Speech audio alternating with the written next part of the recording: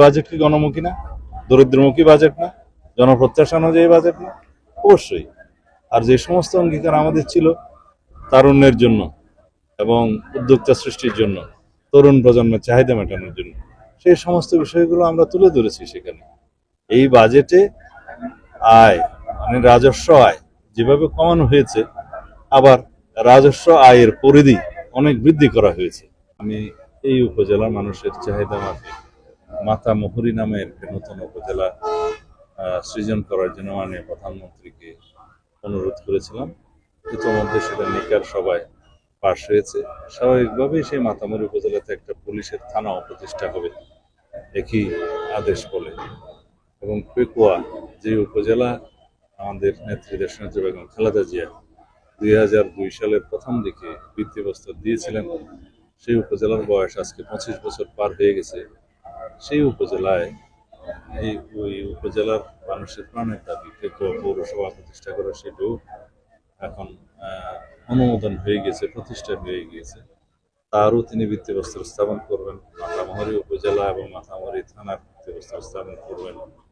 আর এখানে একটি জনসভায় তিনি ভাষণ দিবেন, সেখানে আমরা আমাদের কথা বলবো, তাকে আমরা সম্বর্ধনা জানাবো এবং বাংলাদেশের মানুষের প্রত্যাশা অনুযায়ী আমরা যাতে সারা বাংলাদেশে আমাদের নির্বাচনী ইশতেহার অনুসারে আমাদের সমস্ত প্রতিশ্রুতিগুলো বাস্তবায়ন করতে পারি। মাননীয় প্রধানমন্ত্রী সে ব্যাপারে সবার দেশে কথা বলবেন, সহযোগিতা চাইবেন।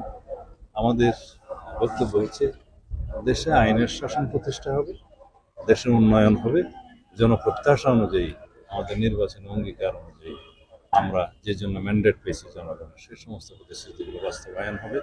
এভাবে আমরা ধীরে ধীরে বাংলাদেশকে একটি উন্নত রাষ্ট্রে পরিণত করবো ইনশাআল্লাহ। এদেশের মানুষের প্রত্যেক মানুষের দুই হাতকে কর্মের হাত হিসেবে রূপান্তর করা হবে। একটি বাজেট, এটাকে যদি কেউ দলীয় বাজেট বলে, তাহলে আমি বলবো এই যে একটা গণতান্ত্রিকভাবে প্রতিষ্ঠিত সরকারকে যদি দলীয় বাজেটের জন্য দায়ী করা হয়, সেটা একটা নিকৃষ্ট মন্তব্য। মানে প্রধানমন্ত্রী মূলত জাতীয় বৃক্ষরোপণ কর্মসূচি উদ্বোধনের জন্য গোলাজারা সাফারি পার্ক সংলগ্ন এলাকায় বৃক্ষরোপণের মধ্য দিয়ে সারা দেশে 25 কোটি বৃক্ষরোপণের উদ্বোধন করবেন। এই জায়গাকে তিনি উপযুক্ত মনে করেছেন বৃক্ষরোপণের জন্য। আলহামদুলিল্লাহ, সেই সুবাদে ওনার কক্সবাজার সফর, এই এলাকার এই জেলার মানুষের প্রাণের দাবি, তিনি প্রধানমন্ত্রী হওয়ার পরেই প্রথম আসছেন, নির্বাচনের আগে আসতে পারেননি।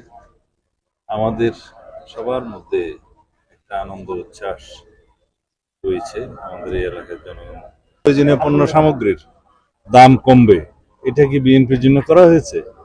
এটা সারা বাংলাদেশের তৃণমূল পর্যায়ের সমস্ত নিম্নবিত্ত মধ্যবিত্তের সাধারণ জনগণের চাহিদা যে প্রত্যেকটি নিত্য প্রয়োজনীয় পণ্য সামগ্রীর মূল্য কমবে। তার মধ্য দিয়ে রাজস্ব আয় বৃদ্ধি পাবে। রাজস্ব আয় বৃদ্ধি পেলে উন্নয়ন বাজেটে রাজস্ব আয়ের অবদান থাকবে। আর উন্নয়ন বাজেট সবসময় যদি আমরা ব্যাংক নির্ভর থাকি, ব্যাংক বরোইং করি এবং বৈদেশিক সাহায্যের উপর নির্ভর করি, তাহলে আমরা সারা জীবন নির্ভরশীলতা মধ্য দিয়ে যেতে হবে। আমরা গ্রাজুয়ালি এই 17 বছরের প্রায় ধ্বংসপ্রাপ্ত আর্থিক ব্যবস্থা এবং ব্যাংকিং ব্যবস্থার উপর দাঁড়িয়ে যে বাজেট আমরা 3 মাস 3.5 মাসের মধ্যে প্রণয়ন করতে পেরেছি, এটাই আমাদের কৃতিত্ব। মাননীয় প্রধানমন্ত্রীকে দেখবেন, তারপর শুনবেন। আমাদের কোনো দাবি নাই, তিনি আমাদের সমস্ত দাবি পূরণ করেছেন। আর 2-1টি গুরুত্বপূর্ণ দাবি আছে যেগুলো জাতীয় দাবির মতোই, যেমন লবণের ন্যায্য মূল্য নির্ধারণ, আর মহাসড়ক কক্সবাজার চট্টগ্রাম মহাসড়ককে 6 লেনে উন্নীত করা। এটা আমাদের জাতীয় দাবি, সেটা স্থানীয় দাবি নয়। এই জাতীয় দাবিগুলো কক্সবাজারে একটি ব্লু ইকোনমি এবং মেরিন সায়েন্স ইউনিভার্সিটি প্রতিষ্ঠা, এটাও সারা দেশের জন্য। এই জাতীয় দাবিগুলো আমরা উত্থাপন করব, মাননীয় প্রধানমন্ত্রী বিবেচনা করবেন। আশা করি আমাদের এই এলাকার মানুষের জন্য, এই জেলার জন্য আমাদের নেতা শহীদ রাষ্ট্রপতি জিয়াউর রহমান যা করে গেছেন, দেশনেত্রী বেগম খালেদা জিয়া যা করে গেছেন, এবং আমাদের মাননীয় প্রধানমন্ত্রী তাদের সুযোগ্য উত্তরসূরি হিসেবে যা ইতোমধ্যে দিয়েছেন, তাতে আমাদের প্রায় সকল দাবি পূর্ণ হয়েছে।